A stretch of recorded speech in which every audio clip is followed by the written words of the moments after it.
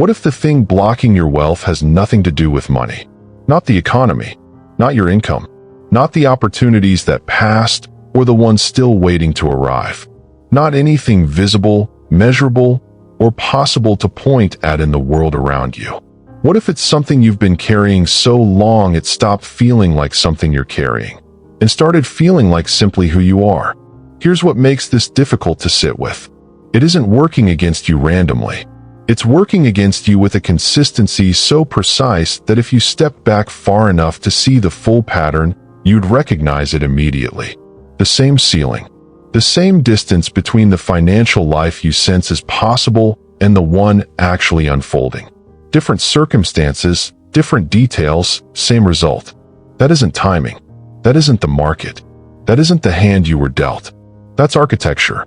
Something structural, operating below the level where effort and strategy can reach it, which is exactly why effort and strategy alone have never been enough. By the time this ends, you'll know what that structure is, where it came from, and why. Until now, you've been trying to change your financial life at exactly the wrong level. If you've made it this far, it's because you're determined to have a life of success. So I invite you to subscribe to the channel, because every video will help you develop the mindset that attracts wealth, prosperity, and new opportunities every day. Napoleon Hill didn't begin his study of wealth by asking what successful people did. He began by asking what unsuccessful people couldn't stop doing. That distinction matters more than it appears, because the behaviors that keep people financially stuck aren't random. They aren't products of laziness or poor decisions or missing information. They are consistent, patterned, and this is the part most people never reach, entirely logical given the internal structure producing them. That structure is the belief system, not the beliefs a person can identify and articulate. Those are visible enough to be questioned. The ones operating underneath. The ones so deeply embedded in how a person sees themselves in relation to money that they don't register as beliefs at all. They register as reality. And reality, unlike belief, doesn't get questioned. It gets lived. Hill observed this across every financial background he documented. The people who remained financially stuck weren't operating from obvious self-sabotage or conscious resistance. They were operating from a picture of themselves, assembled before they had any say in its construction, that had quietly established what level of financial outcome was appropriate for someone like them. Not what was possible in the world.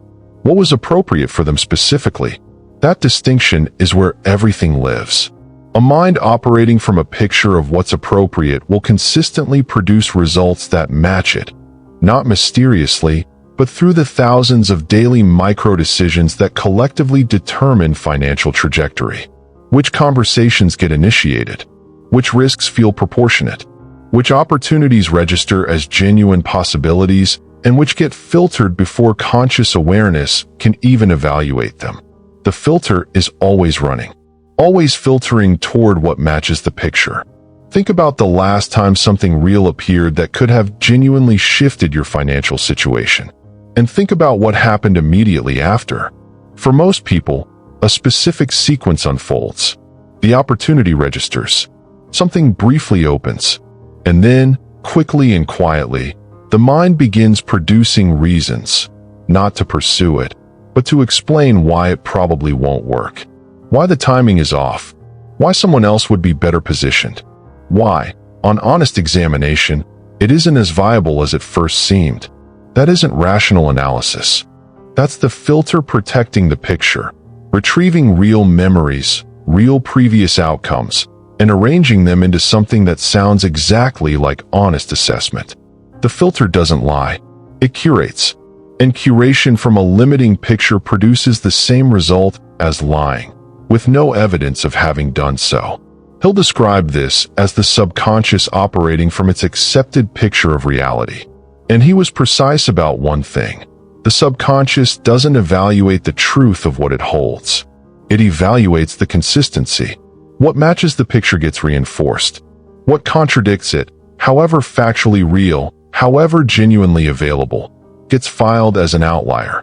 An exception that doesn't change the rule. and the rule keeps running.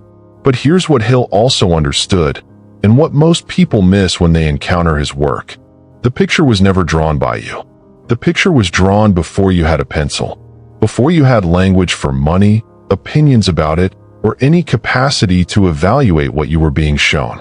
Before you could distinguish between what was true about the world and what was true about the specific, limited world you happened to be growing up inside.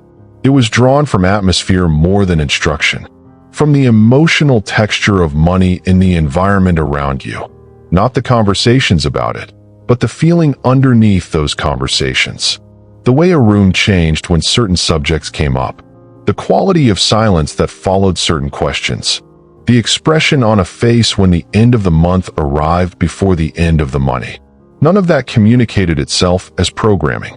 It communicated itself as reality, as the observable truth about how financial life worked.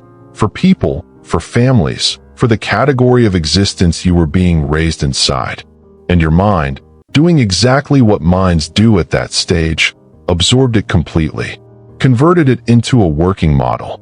A picture of what money was, how it moved, who it moved toward, and what relationship someone from your particular origin was supposed to have with it. Hill identified this early financial imprinting as one of the most powerful and least examined forces in long-term financial outcomes. Not because it determined destiny, because it established the default, the baseline from which every subsequent financial experience would be interpreted and every financial decision unconsciously filtered. Defaults are extraordinarily difficult to override, not because they're forceful in any dramatic sense, because they're invisible. You don't experience the default as a perspective. You experience it as just the way things are. The water you're swimming in rather than something you're swimming through. Consider what it means to grow up in an environment where financial struggle was simply normal. Not discussed as struggle, experienced as the natural condition. Where certain things belong to other people, not with bitterness, but with the quiet acceptance of a boundary that had never been questioned because it had never needed to be. In that environment, a child doesn't develop beliefs about scarcity. They develop a relationship with it, a familiarity, an internal sense of limitation as the appropriate backdrop for financial life. Not a problem to be solved, but a condition to be navigated. Which means that when abundance appears, genuinely, concretely appears, it doesn't feel like arrival. It feels like anomaly, like something that showed up at the wrong address, and will probably realize the mistake before long. The subconscious, faithful to its template, begins working to restore the familiar condition, not through dramatic collapse, through the accumulation of small, individually reasonable decisions that collectively navigate back toward what it recognizes as home. This is why external change so rarely produces lasting financial transformation. The raise, the windfall, the improved circumstance, all of it passes through the same filter, gets measured against the same template, and eventually returns to the same fundamental level. Because the level was never set by circumstance. It was set by the picture, and the picture hasn't changed. Changing it is the foundational work. The layer beneath which nothing else holds permanently. And it begins with something most people find surprisingly confrontational. Not a new strategy, not a new habit, but the willingness to look directly at the template itself and ask, perhaps for the first time, a question that has never felt entirely safe. The question is this: what if the picture is wrong? Not partially wrong. Not wrong at the edges while the core remains intact. Wrong at the foundation. Built from a limited sample of human experience, collected under conditions that no longer exist, by people who were doing their best and passing down what they knew without realizing that what they knew was a ceiling disguised as truth. Most people have never genuinely asked this. Not because they lack the capacity, because asking it feels, on the surface, like betrayal. Like standing in judgment of the people who shaped you. Like dismissing the reality of hardship that real people in your life genuinely lived. But that's not what the question requires. Examining the picture isn't a verdict on the people who drew it. It's a recognition that their experience, however real, however honestly transmitted, was their data, collected in their context, under their conditions, at their particular moment. And data from one context doesn't transfer to another without being reevaluated. The map they gave you was accurate for the territory they knew. The question is whether you're still navigating their territory, or whether you've been standing in a different one, holding the wrong map, wondering why nothing corresponds to what it should.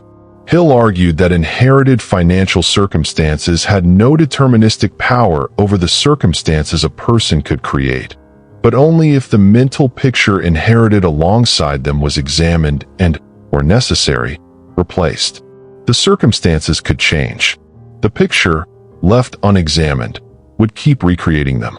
Sit with this specifically, not the comfortable acknowledgement that limiting beliefs exist as a concept, but personally. What does your picture actually say about how wealth is acquired? About who it flows toward?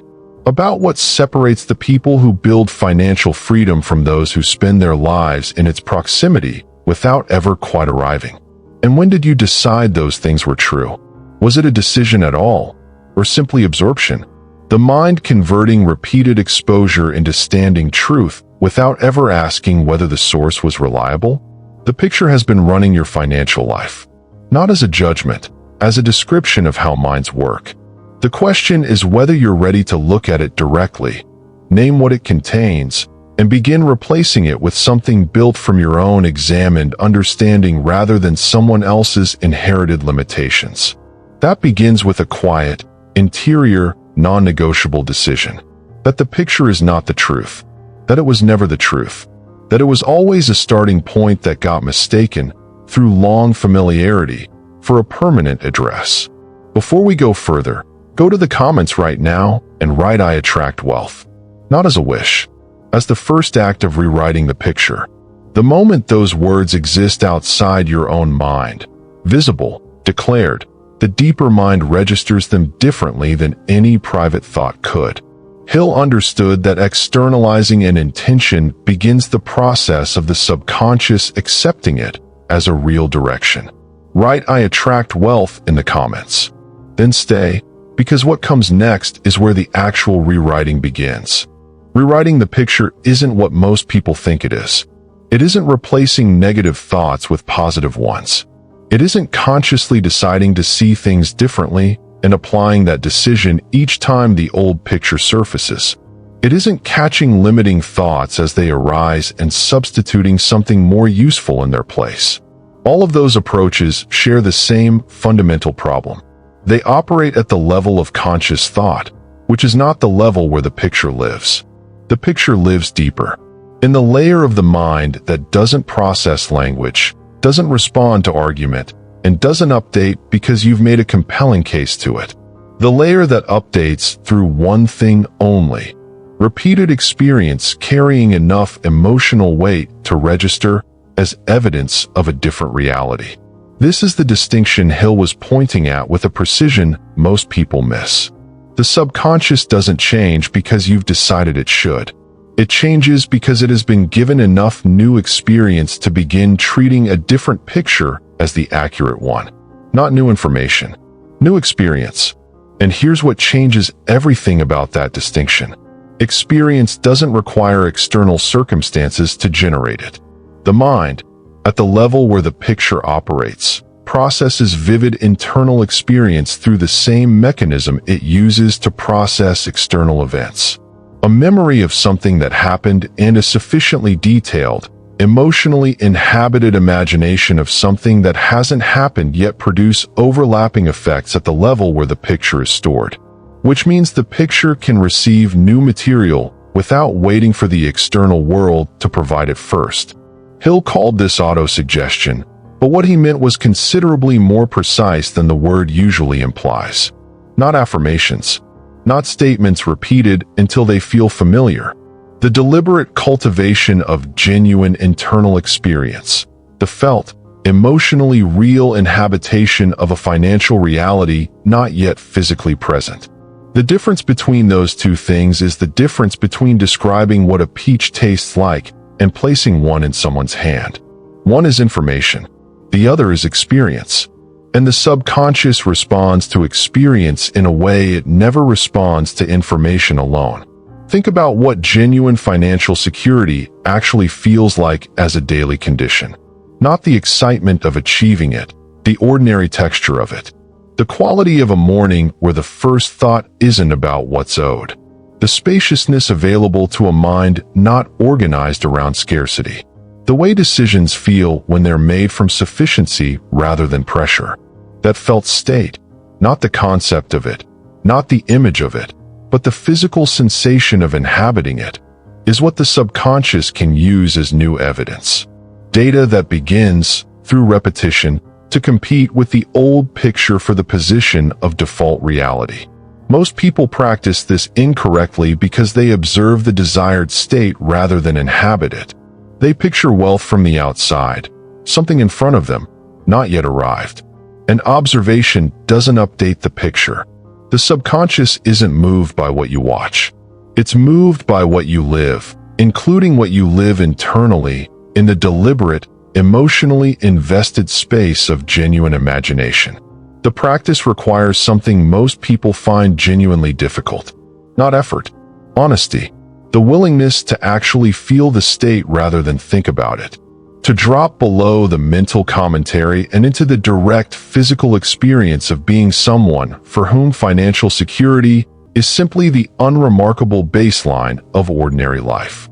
That feeling, returned to consistently and with genuine investment, begins doing something to the picture that no conscious decision ever could. But there's a specific obstacle almost everyone encounters at exactly this point. One that arrives not as resistance, but as something far more convincing than resistance. The obstacle arrives as doubt. Not the dramatic, obvious kind, the kind that announces itself clearly enough to be confronted. The subtle kind, the kind that doesn't feel like doubt at all. It feels like honesty. The moment the internal practice begins producing something real, the moment the felt state of financial security starts carrying genuine weight, a voice arrives. Measured, familiar, reasonable. It says something like, "This is just imagination. The real situation hasn't changed. Feeling wealthy doesn't make you wealthy. Be honest about where you actually are." And because the voice sounds like self-awareness, because it carries the tone of grounded realism that most people have been taught to value over what they privately dismiss as wishful thinking, it lands with authority. Most people, at this point, step back. Not dramatically. They simply allow the voice to thin out the emotional reality of what they were building, to restore the appropriate distance between themselves and a financial state they haven't yet physically arrived at. And in doing so, they remove the only element that made the practice capable of working. Hill addressed this through what he called faith, not religious faith, but the specific, cultivated capacity to maintain genuine internal experience of a reality not yet externally confirmed. To hold the felt state without requiring the external world to validate it first. He was precise about why this was non-negotiable. The subconscious updates based on what it repeatedly experiences as real.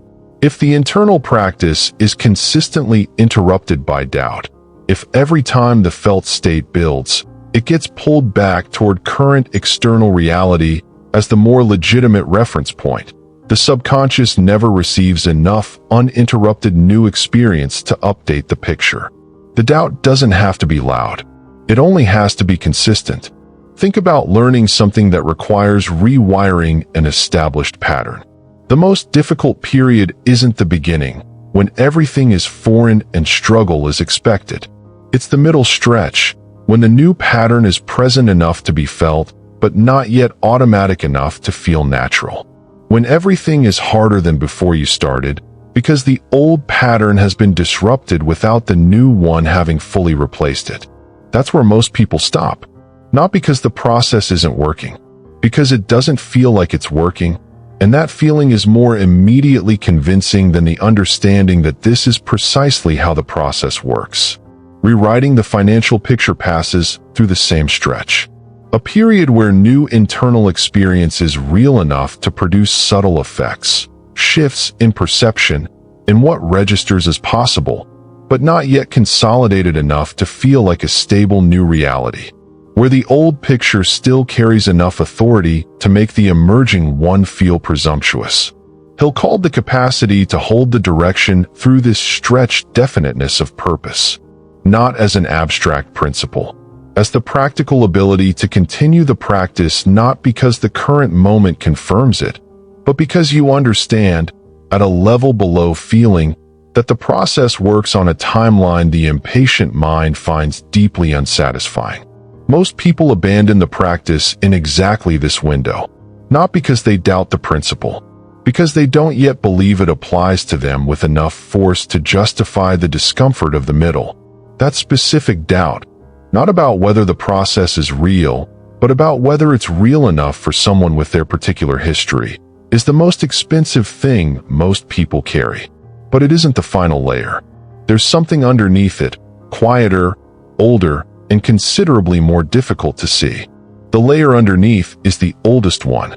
It was there before the limiting beliefs about money, before the inherited picture of financial appropriateness, before the doubt dressed as honesty and the voice that sounds like self-awareness but functions like a ceiling. It's the foundational story about what you deserve, not what you're capable of. Most people have a reasonably accurate sense of their own capability and know, at some level, that they're capable of more than their current financial situation reflects. Not what you're able to do. Ability rarely stops anyone who has genuinely decided to move. What you deserve. What you're entitled to expect. What life owes someone with your specific history, your specific combination of effort and outcome, your specific record of having tried and fallen short in the ways you have. This is the layer most approaches to financial transformation never reach. Because examining it requires confronting something disguised, for most people, as humility. Genuine humility is valuable. It prevents overreach, keeps the ego calibrated, serves people well across most of life. But there's a version that isn't humility at all. It's the quiet, rarely examined belief that wanting more than you currently have is somehow presumptuous. That financial ambition, in your specific case, represents a kind of overreach. That the appropriate posture for someone with your history is gratitude for what exists rather than genuine pursuit of what doesn't yet. That version presents itself as virtue while operating as limitation. It sounds like wisdom while producing the results of resignation. Hill saw this with painful consistency. People who understood the principles, who could articulate the mechanism, who genuinely wanted the financial life they described, but who, at the level where the subconscious actually operates, hadn't given themselves permission to have it. Not because they were unworthy, because the story they carried about worthiness had been written under conditions that never had their interests in mind. Think about where your sense of financial deserving actually came from.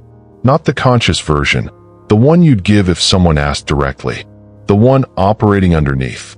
The one that determines, before any conscious decision is made, whether a given financial outcome feels like something you're claiming or something you're being granted. Whether expansion feels like arrival or like luck that could be revoked at any moment. That sense, or the specific, personal version of not quite deserving, is the block beneath the blocks.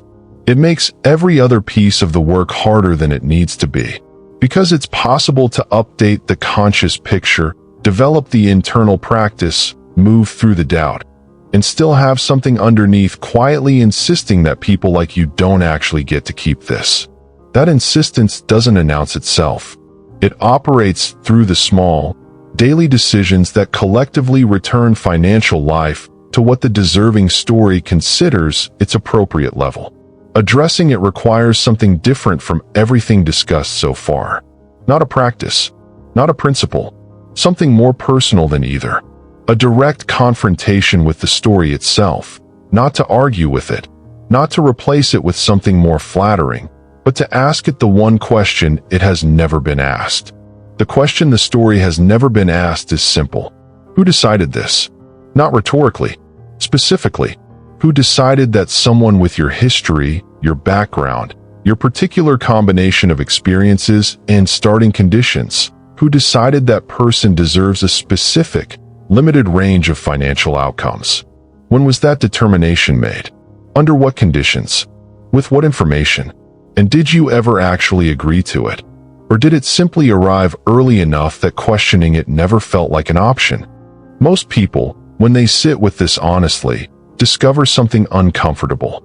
They can't identify who decided. They can't locate the moment the story was established. They can't point to a conscious choice to accept a particular ceiling as appropriate for their life. What they find instead is that the story was simply there, present before they were old enough to question it, reinforced before they had tools to examine it, and eventually so familiar it stopped feeling like a story and started feeling like a fact. Not a perspective, not a conclusion drawn from limited evidence. A fact, with all the permanence that word implies. Hill was direct about what this discovery means. A story that arrived without conscious consent, was never examined for accuracy, and was built from other people's conclusions about what was possible. That story has no legitimate claim on your financial future. None. It carries only the authority given to it through the unexamined habit of treating it as true. And what has been given through unexamined habit can be withdrawn through deliberate examination. But withdrawal isn't the same as replacement. This is where most people make the final critical error. They recognize the story as a story. They feel the genuine liberation of seeing it clearly, of understanding that the ceiling was constructed, not discovered. And in the energy of that recognition, they attempt to simply decide their way into something more expansive. To choose, through conscious will, to believe differently about what they deserve. It doesn't hold. Not because the recognition was false, it was real. Because the subconscious doesn't update through decision. It updates through accumulated new experience that competes with the old story for the position of operating truth. The recognition clears the ground. But clearing the ground isn't the same as building on it. What gets built? Through the internal practice, through the daily return to a felt experience of a different financial identity, through the deliberate introduction of new evidence into the deeper picture, is the actual replacement. And it's never completed in a single moment of clarity. It's constructed over time, in ordinary moments, through the unremarkable practice of treating a different story as true before the external world has caught up with the internal shift. Think about the difference between a forest that has been cleared and a field that has been cultivated across seasons. Both are different from what existed before, but only one produces something that can be harvested. Recognition clears the forest. What happens after the clearing determines everything. And what happens after is where most people either find the traction they've been looking for, or encounter a final obstacle they weren't expecting. One that doesn't come from inside them at all. The obstacle that comes from outside arrives through the people closest to you. Not from enemies. Not from critics or competitors. From the people who know you best, who have the longest history with you, and who, without any conscious intention to limit you, have built their own picture of who you are based on every version of you that has ever existed. Every version except the one you're becoming. Hill was direct about this in a way that still cuts. The people most likely to undermine genuine financial transformation aren't the ones who want to see you fail.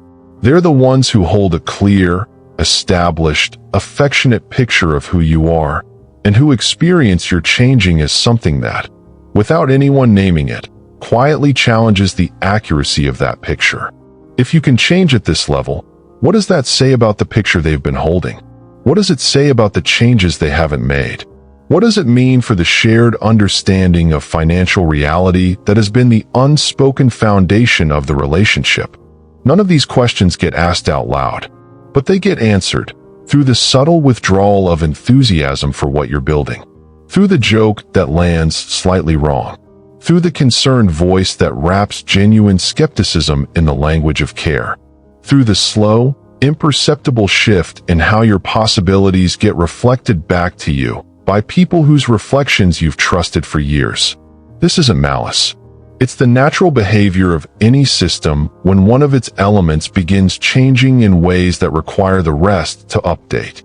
Systems resist updating, not through hostility, through the quiet, persistent pressure of their existing equilibrium. The pull back toward the familiar version. The gravity of the established picture applied through the people who hold it most firmly. Hill was unambiguous about what this required. Not the abandonment of relationships that matter. Not the rejection of everyone who knew you before the internal work began. But a specific, non-negotiable decision about whose picture of you gets to function as your operating reference point. Because here's what the people who love you most cannot give you. They cannot see the version of you that doesn't yet exist in their experience. They can only reflect the version they know, the one with the financial history they've observed, the ceiling they've watched, the range of outcomes they've come to associate with who you are. That reflection, however loving, is always a mirror of the past rather than a window into what's becoming possible. Choosing not to let that reflection define you isn't a rejection of the people offering it. It's the recognition that their picture was always incomplete, not because they failed to see you clearly, but because the version currently being built wasn't available for them to see yet. That version is only visible from the inside, only accessible to the one constructing it, protecting it, not defensively, not with distance or drama, but with the quiet, settled refusal to let someone else's historical picture override your developing internal one, is one of the most important financial acts most people never identify as financial at all. But even with that protection in place, even with the internal work progressing and the external influences managed, there is one final piece. The one that determines whether all of this produces a genuinely different financial life or a more articulate version of the same one. The final piece is the one most people treat as a destination rather than a practice. Action, not the dramatic, decisive move most people imagine when they think about financial transformation. The small, specific, available action, taken before confidence has fully arrived, before the picture has completely updated, before the external world has given any signal that the internal shift warrants movement. That action is where everything either becomes real or remains conceptual. Hill returned to this with a precision his more dramatic principles sometimes obscure. The definite chief aim, the burning desire, the internal work, all of it pointed toward one specific outcome, not the financial result. The movement, the moment the internal shift becomes external behavior, when the new picture produces a different decision, when the person who has been doing the internal work finally does something the old version of them wouldn't have done. That moment is the threshold, and most people stand at it far longer than necessary. Not because they're lazy, because the internal work produces understanding, and understanding produces a particular kind of confidence, the confidence of knowing what needs to happen. And that confidence, paradoxically, becomes its own form of delay, because knowing what needs to happen feels like progress, occupies the space where actual movement would otherwise require discomfort. The mind is extraordinarily capable of substituting the feeling of progress for the fact of it, generating enough insight, enough planning, enough refined understanding that the absence of external action doesn't register as absence. It registers as preparation. Hill was unambiguous about where preparation ends and avoidance begins. Preparation that doesn't produce action within a reasonable time frame isn't preparation. It's the old picture defending itself through the most sophisticated means available, by making the internal work feel sufficient. It was never designed to be sufficient on its own. Think about the difference between understanding how swimming works and being in the water. The understanding can be complete and accurate, but it remains fundamentally different from the experience itself, not in degree, but in kind. What separates the two isn't knowledge. It's the willingness to enter before being certain about what happens once you're in. The financial equivalent looks different for everyone. For some, it's a conversation the old version would have avoided. For others, an investment, an application, an offer made or accepted. For others, something smaller, a single decision made from the new picture rather than the old one, so minor it barely feels significant, but it registers to the subconscious. Every action taken from the new picture, however small, however imperfect, deposits something the internal practice alone cannot generate. It confirms, at the level where confirmation produces actual change, that the new picture isn't just being held internally. It's being lived. And the moment it's being lived, even partially, even in moments too small to feel like transformation from the inside, the block begins dissolving. Not because the action solved the financial problem, because it confirmed, to the only part of the mind that can actually move the ceiling, that the person on the other side of the picture change is real, not approaching, real. From that confirmation, everything else follows, not on the timeline the impatient mind would prefer, but on the timeline genuine transformation has always operated on. There is one final truth this entire conversation has been moving toward, and it belongs only in what comes next, because it can only land after everything else has settled. The final truth is the one that makes everything else either hold or dissolve. It isn't a principle or a practice or a more refined understanding of the mechanism. It's something prior to all of those, the ground beneath the ground, the condition without which none of the work in this conversation produces what it's capable of producing. It's the quality of attention you bring to your own financial life. Not the quantity, not the hours spent thinking about money, planning around it, worrying about it. The quality, the specific, honest attention that sees the financial picture clearly, not filtered through the old story, not softened by wishful thinking, but held steadily enough to be worked with rather than managed around. Most people never develop this, not because they lack intelligence or commitment, because genuine attention to the financial picture is uncomfortable in a way most people have learned to avoid, through the sophisticated mechanism of staying busy with financial activity that doesn't require looking directly at the picture itself. The budget updated without examining why the same patterns keep reappearing. The goal set without honestly asking whether the person setting it believes it's actually available to them. The plan constructed without examining the foundation it's being built on, which is always the picture, always determining what the plan can reach before the first step is taken. Hill called this accurate thinking, the disciplined capacity to examine one's own situation with honesty rather than the protective distortions most people apply unconsciously to make the examination more bearable. Accurate thinking about money means sitting with the actual number, the actual pattern, the actual distance between where you are and where you want to be, not as a source of shame, not as evidence of permanent limitation, but as precise information about the current state of the picture and what specifically needs to change within it. It means noticing, without flinching, the moments where the old picture asserts itself, the decision made from scarcity rather than sufficiency, the opportunity filtered before being fully evaluated, the conversation avoided because the new picture hasn't yet made it feel natural. And it means bringing to those moments not judgment, but the attention of a mind paying close enough to learn from them. Treating each instance of the old picture operating as information about where the new one still needs work, rather than as evidence that the transformation isn't available. This quality of attention sustains the practice through the middle stretch. It keeps the recognition of the old story operational rather than fading back into comfortable familiarity. It prevents the external environment, the historical pictures others hold, the circumstances that haven't yet caught up, from reclaiming the authority the internal work has been carefully removing. And it's what makes action land in the right place. Because action without accurate attention is just motion. Movement that may be genuinely effortful and sincerely intended and still organized, underneath, by the picture that hasn't changed.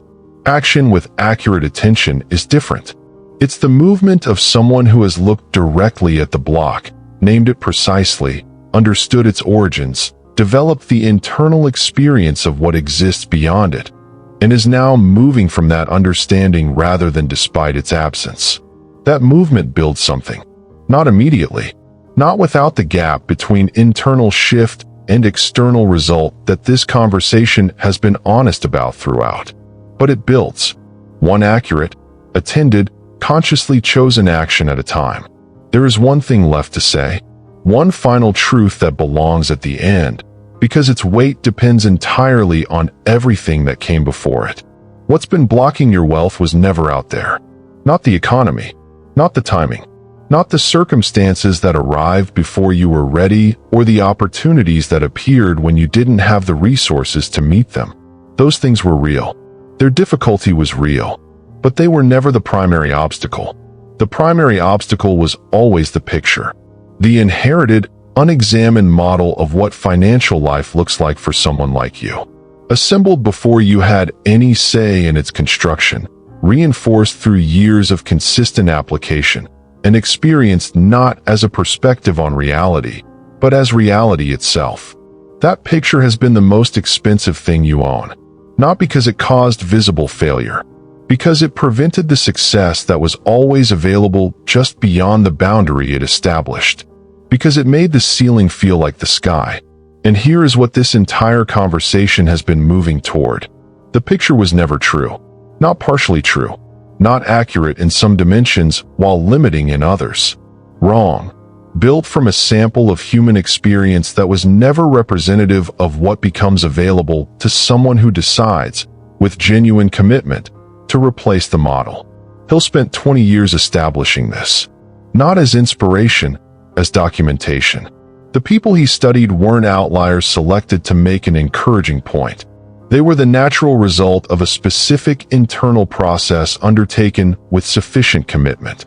People who began where you are, carried pictures like yours, inherited stories about deserving that yours resembles, and produced outcomes that bore no resemblance to what their starting conditions would have predicted. Not because they were exceptional, because they changed the picture that is available to you. Not eventually, not once the doubt clears or the confidence arrives uninvited. Now, from exactly where you are, with exactly the history you carry, the process isn't comfortable. It isn't linear. It requires looking honestly at what the picture actually contains, developing genuine internal experience of what exists beyond it, protecting that experience from the pressures designed to return it to familiar ground, and taking the small, specific, available actions that confirm to the deepest part of the mind that the new picture is being lived rather than merely held. None of that is easy, but consider what you've already been doing. Working hard, trying different approaches, applying real effort and genuine intelligence to a financial life that keeps returning to the same fundamental level. That is genuinely difficult. The difficulty of pushing against a ceiling you can't see, with tools that don't reach the level where the ceiling is maintained. What's described here is different. It's the work of changing the ceiling itself. Harder in the short run, because it requires confronting things most people spend considerable energy avoiding. And permanently different afterward, because a ceiling that has been raised doesn't require constant effort to stay raised. It becomes the new floor. The block was never the size of the effort available to you. It was the picture the effort was flowing through. And the picture, carry this out of this conversation, the picture is not you. It was never you. It was something handed to you, at a time when you had no choice but to receive it, by people doing the best they could with what they had. You have more than what they had. You have the understanding of the mechanism, the recognition that the picture exists as a picture rather than as truth, the specific knowledge of what replacing it actually requires. What you do with that is the only remaining question. Not someday, not when it feels less uncomfortable or the moment seems more appropriate. Now, the block has been named. That's where everything begins. If something in this video reached a place that needed to be reached, don't let it stop here. Share it with 5 people who need to hear this. And follow this channel, because what comes next goes even deeper. The work continues. And so do you.